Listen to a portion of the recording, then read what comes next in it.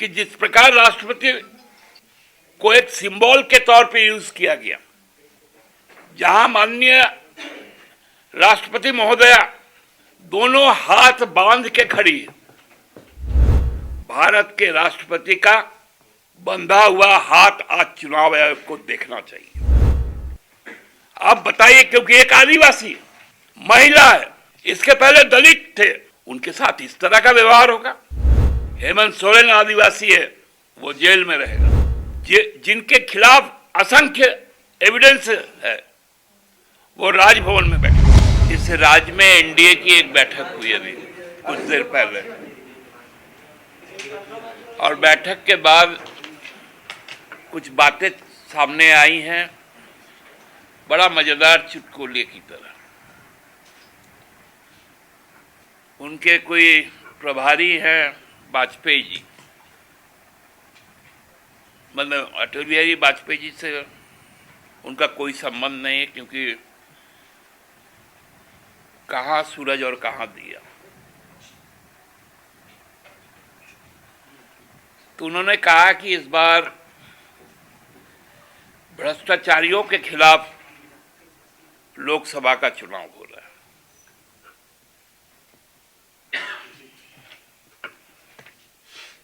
अचानक से सब कोई चौंक गए कि अचानक भाजपा क्यों भ्रष्टाचार पे बोलने लग गया,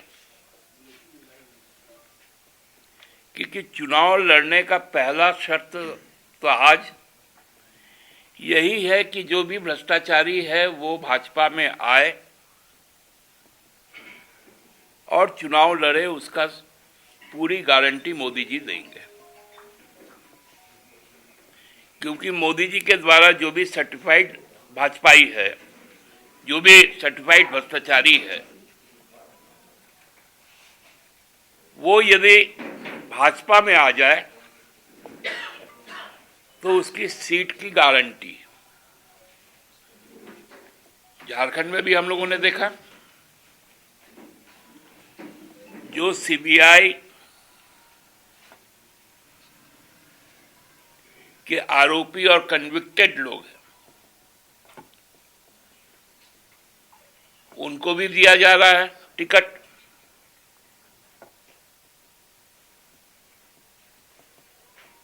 अन्य राज्यों में भी इसी प्रकार का खेल हो रहा है।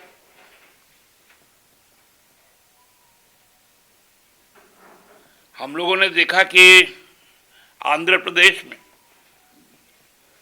जो तथाकथित दिल्ली का लीकर स्कैम है, उसके एक अप्रूवर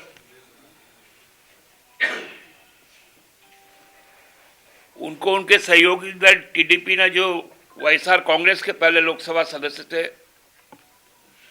रेड्डी साहब, अब टीडीपी से वो लड़ रहे हैं भाजपा के सहयोग से।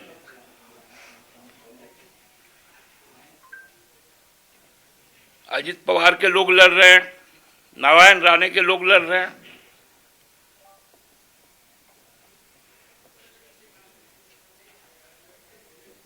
तो इस प्रकार से जो भ्रष्टाचार की बात अब कर रहे हैं,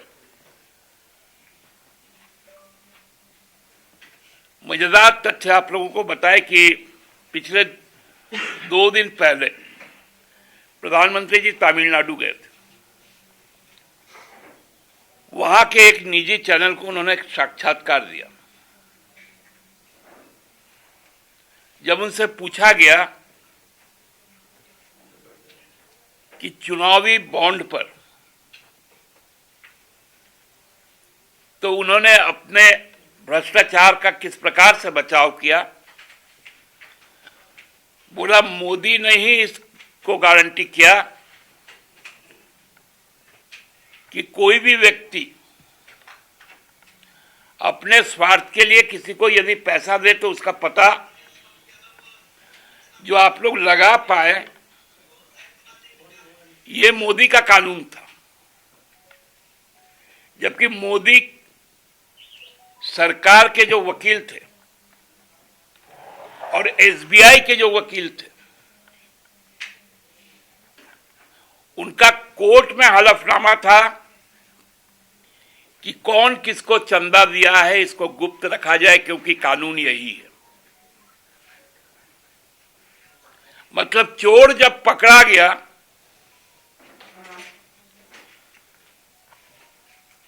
तो वो बोला ये मेरा चोरी का तमगा है।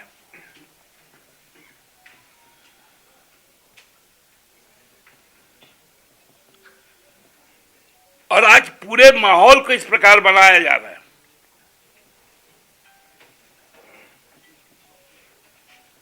मैं कल भी आपको कहा था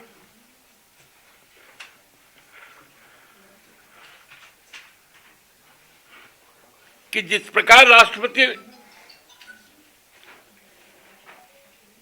को एक सिंबल के तौर पे यूज किया गया, जहां माननीय राष्ट्रपति महोदया दोनों हाथ बांध के खड़ी है, दोनों हाथ, आडवाणी जी बैठे हुए हैं और मोदी जी बैठकर उस पर मुस्कुरा रहे हैं। भारत के राष्ट्रपति का बंधा हुआ हाथ आज चुनाव आयोग को देखना चाहिए।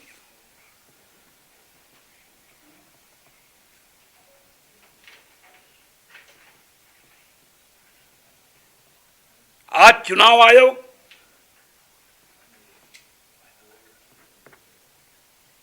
भी अंधा हो चुका है, उनको यह तस्वीर नहीं दिखी।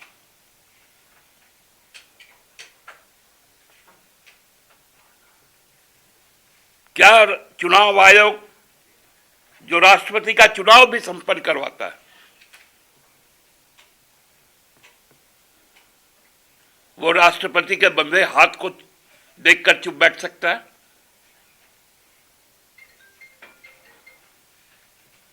ऐसी क्या परिस्थिति है चुनाव आयोग को बताना चाहिए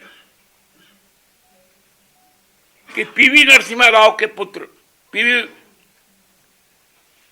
प्रभाकर राव राष्ट्रपति भवन जाते हैं, एमएस स्वामीनाथन साहब की पुत्री श्रीमती नित्या राव वो राष्ट्रपति भवन जाती है। स्वर्गीय और श्रद्धेय कर्पूरी ठाकुर जी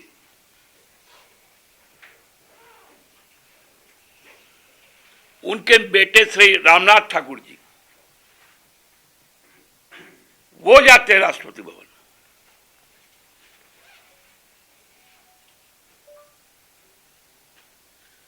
चौधरी चरण सिंह जी के पोते जयंत जी जाते हैं राष्ट्रपति भवन।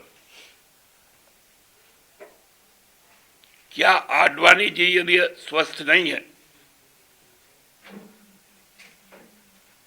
तो क्या उनके परिवार में लोग और कोई नहीं है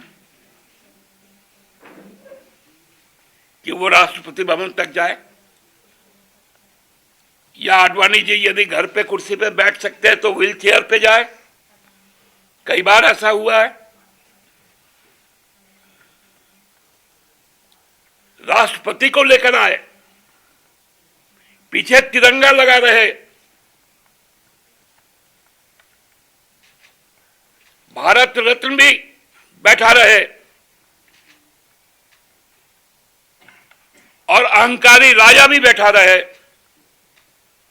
और राष्ट्रपति का हाथ बंधा रहे। चुनाव आयोग को इस पर संज्ञान लेना चाहिए। यह राजनीतिक भ्रष्टाचार है।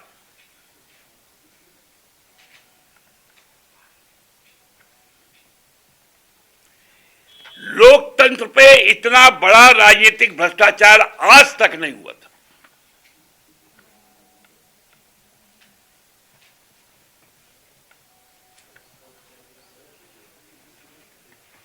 आप बताइए, क्योंकि एक आदिवासी महिला है, इसके पहले दलित थे, उनके साथ इस तरह का व्यवहार होगा?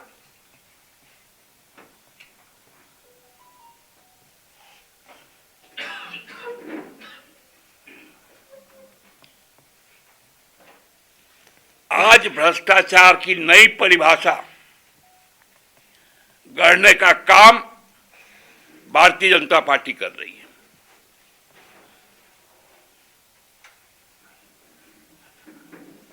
जब भ्रष्टाचार का बात आया,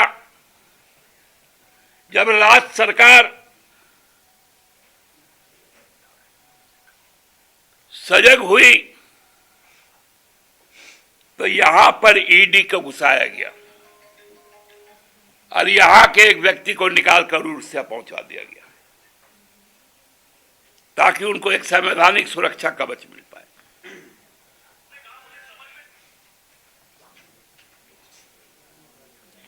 पीएमएलए का जहां साबित होता है मनी ट्रेल का, ईडी चुप रहता है। जहां एक सिविल नेचर का है, वहां ईडी सक्रिय हो जाती है।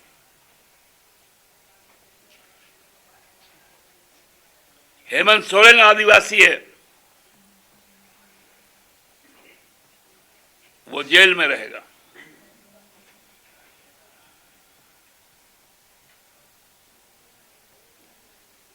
और जिनके खिलाफ असंख्य एविडेंस है, वो राजभवन में बैठा रहेगा। यही पूरा खेल हो रहा है भ्रष्टाचार का। हमको लगता है कि शर्म आनी चाहिए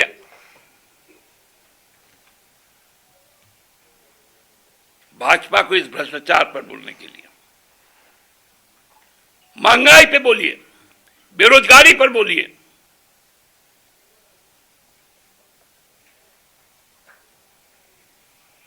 शिक्षा को आपने पूरी तरह से व्यवसायीकरण कर दिया, स्वास्थ्य को कर दिया।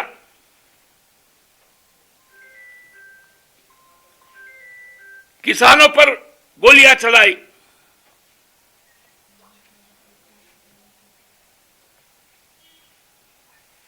उस पर नहीं बोलेंगे, अपने काम पर नहीं बोलेंगे। 10 साल के काम का हिसाब दो भाजपा।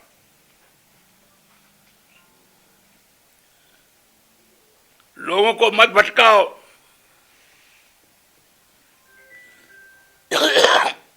10 साल में 10 काम बता के भाजपा दिखा दे जो इस देश के हित में हुआ है, और तब जाकर चुनाव में वोट मांगे। आप कांग्रेस के जो घोषणा पत्र है, उसमें जो 5 गारंटियां और 5 गारंटियों में 5-5 एडिशनल गारंटियां,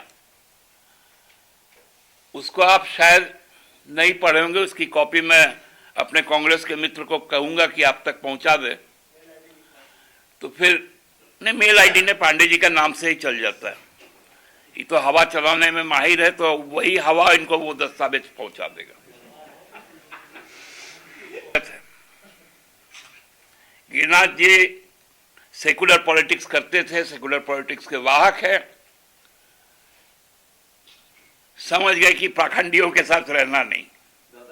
अभी बहुत सारे लोग भाजपा से निकलेंगे, और मैं तो कह रहा हूं बहुत सारे जो घोषित टिकट है वो भी कटेंगे झारखंड में। इस राज्य के बड़े नेता हैं, राजद के लंबे समय तक प्रदेश अध्यक्ष रहे, मंत्री रहे।